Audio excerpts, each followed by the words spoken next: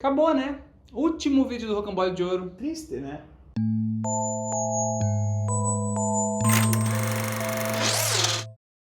E aí, Rocamballers, eu sou o Jean. Eu sou o Thiago e você deve ter reparado que a gente estava na temporada de prêmios do Rocambole de Ouro. A gente trouxe para vocês uma série de vídeos sobre os destaques do ano, o que mais nos marcou nos 12 meses de 2020. Então, se você gosta desse tipo de conteúdo, bater um papo sobre séries, se inscreve no canal porque vai ter muita coisa legal no próximo ano. Que já é daqui a 2 dias, né?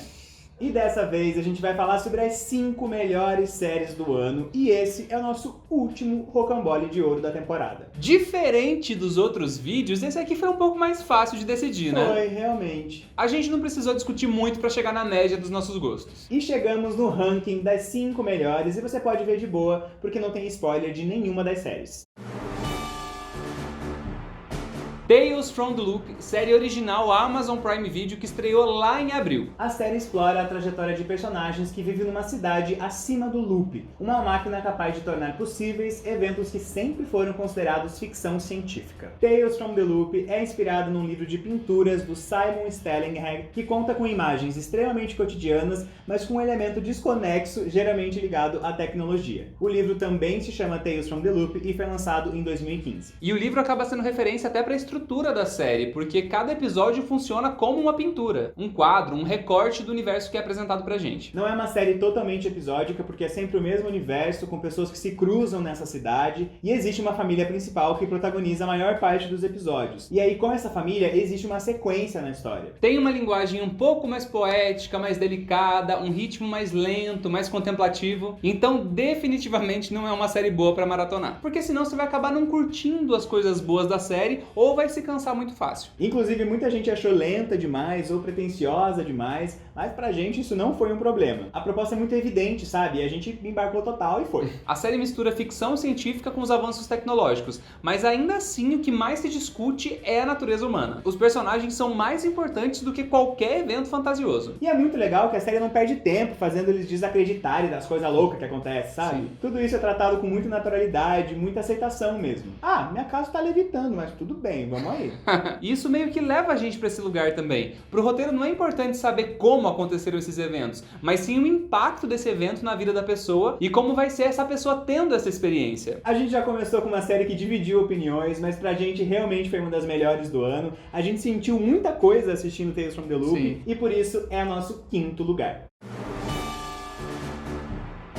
Dark, série alemã que conquistou e bugou a cabeça de todo mundo. A terceira e última temporada ampliou o que já havia sido mostrado e não se limitou a apenas responder os mistérios da temporada anterior. E não mesmo, né? Porque não teve resposta fácil pra muita coisa e algumas das respostas na verdade nem vieram. O que de maneira nenhuma é um problema. O terceiro ciclo foi concluído e aconteceu muita, mas muita coisa nos últimos episódios de Dark. E essa temporada veio pra provar que sim, uma boa série se faz a partir de um roteiro consistente. Quanta amarração, quanta justificativa para os acontecimentos. Eu fico pensando na sala de roteirista dessa série. Deve ter sido uma loucura, o tanto de coisa que tinha que bater, que tinha que ser planejada. E esse é um dos grandes méritos de Dark, porque ela foi mesmo planejada para ter 3 temporadas, 3 ciclos e fim. Foi extremamente coerente com tudo o que se propôs desde o início. E eles foram muito inteligentes em anunciarem tão cedo que a terceira seria a última, porque a gente estava com sentimentos muito à flor da pele ainda. Tava amando uns personagens, odiando outros, e tava com uma expectativa gigantesca sobre como seria esse fim. Então, pra mim, o final de Dark foi um evento. Pra mim também. E foi muito interessante como eles incluíram esse novo mundo em paralelo com o que a gente já conhecia. Porque eu tava com um pouco de medo de achar piração demais, ou de não me interessar mesmo, sabe? Mas não foi o que aconteceu. No final das contas, independente de todo o contexto ficção científica, a série fala mesmo sobre relações, sobre amor. O amor é a base pra muitas coisas que acontecem ali, e a gente só tem dimensão disso quando chega no final. Eu não posso dizer que me convenci por absolutamente todas as viagens da série, mas foi uma experiência incrível acompanhar e desvendar esses universos.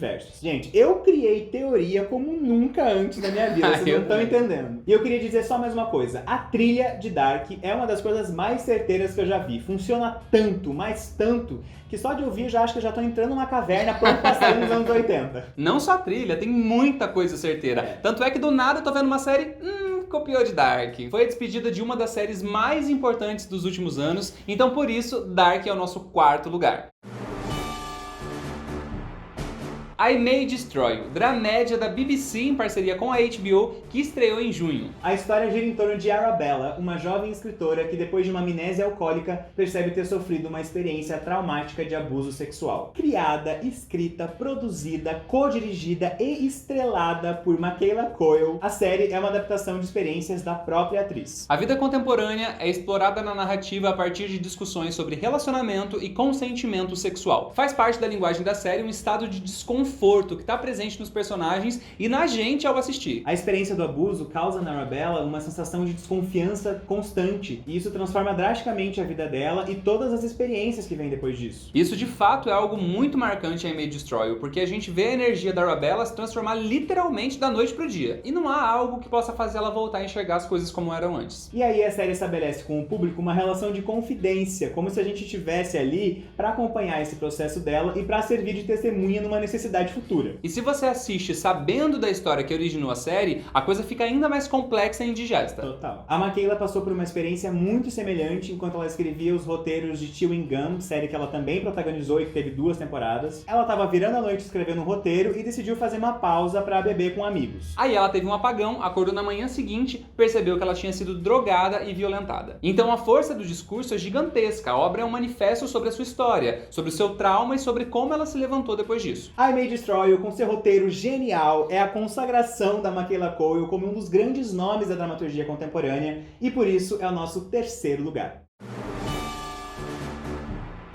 The Crown e sua 4ª temporada, e muito aguardada inclusive, que estreou em novembro desse ano. Entra em cena Diana Spencer, uma jovem 12 anos mais nova que Charles e que seria, aos olhos da família real, uma futura rainha perfeita. E eles estavam certos, né? Ela seria realmente uma rainha maravilhosa se não fosse o casamento desastroso que teve. Além disso, a 4ª temporada apresenta também Margaret Thatcher e sua gestão como primeira-ministra da Grã-Bretanha. Mais uma vez, a série trouxe uma ambientação impecável, ótimas caracterizações, além de um roteiro cheio de complexidade, assim como os personagens dessa história. Mas essa talvez tenha sido a temporada mais polêmica até o momento. A família real tá bravona, dizendo que muita coisa ali não é real. E de fato não deve ser, porque afinal de contas é uma obra ficcional acima de qualquer coisa. Por outro lado, alguns especialistas da história da coroa britânica estão elogiando muito e dizendo que essa foi a melhor representação da história da Diana até o momento.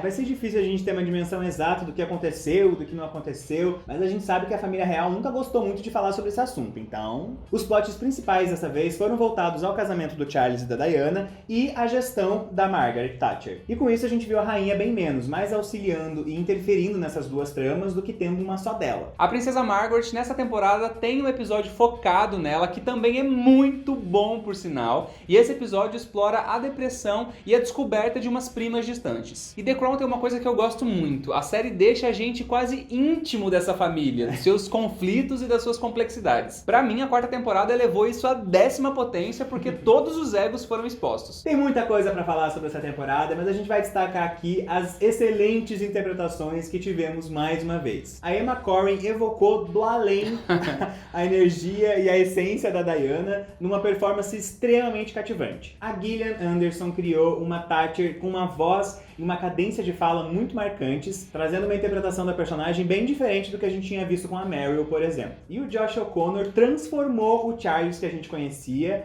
agora muito mais infeliz, mais amargo, mais cruel, e levando todo o peso das frustrações dele pra voz, pro corpo mesmo. Sim. E a Olivia e a Helena se despediram das suas personagens muito bem, por sinal, com momentos incríveis. A partir da 5ª temporada, um novo elenco assume e já tá batendo uma ansiedade aqui pra saber como vai ser. Nem me fale. The Crown é uma série tecnicamente perfeita, com um roteiro extremamente consistente e que tem a capacidade de nos surpreender, mesmo que a gente já saiba boa parte dessa história. Então por isso The Crown é o nosso segundo lugar. Essa foi a série que nos causou os sentimentos mais intensos e mais diversos em 2020. Lovecraft Country, da HBO. Atticus, ou apenas Chick, é um veterano de guerra que inicia uma jornada de busca ao seu pai desaparecido nos Estados Unidos dos anos 50. E a época não é uma escolha aleatória, né? Os anos 50 ficam entre o final da Segunda Guerra Mundial, que acabou em 45, e a conquista de direitos civis importantes que só aconteceu nos anos 60. Atticus, seu tio George e sua amiga de infância Letty partem então para uma viagem surpreendente surpreendente e muito mais perigosa do que eles imaginavam. E essa viagem é só o começo dessa história, porque depois acontecem muitas coisas inusitadas. O nome da série é uma referência a H.P. Lovecraft, autor de terror que revolucionou o gênero nos anos 20 e 30, mas que tem um histórico extremamente xenofóbico e racista que está presente inclusive nas suas obras. A série foi criada por Misha Green e se baseia na obra do Matt Ruff, que se chama Território Lovecraft. E a proposta é ressignificar os elementos da literatura racista do Lovecraft, trazendo uma nova abordagem e fazendo uma crítica social muito potente. E o fio condutor da série é essa crítica social, fazendo uma exposição do racismo presente na história de todas as formas possíveis. E o racismo como elemento do terror, Sim. né? As referências fantásticas e os monstros Lovecraftianos estão presentes, mas são menos assustadores do que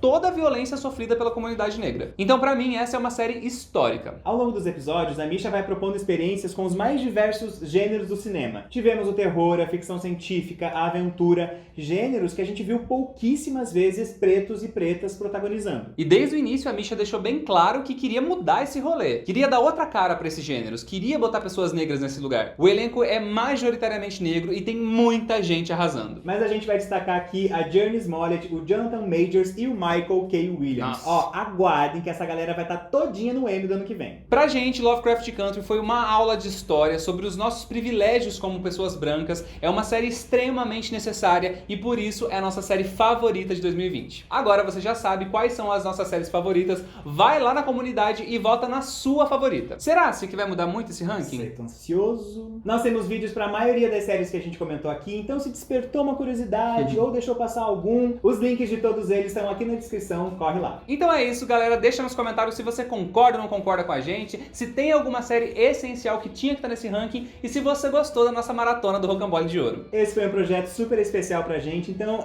a gente tá ansioso pra saber se vocês curtiram. Não se esquece de se inscrever aqui no canal, dar um like no vídeo. Feliz ano novo, gente! Até 2021, 2020, se saia, chega, já deu! É isso, até o próximo vídeo. Tchau!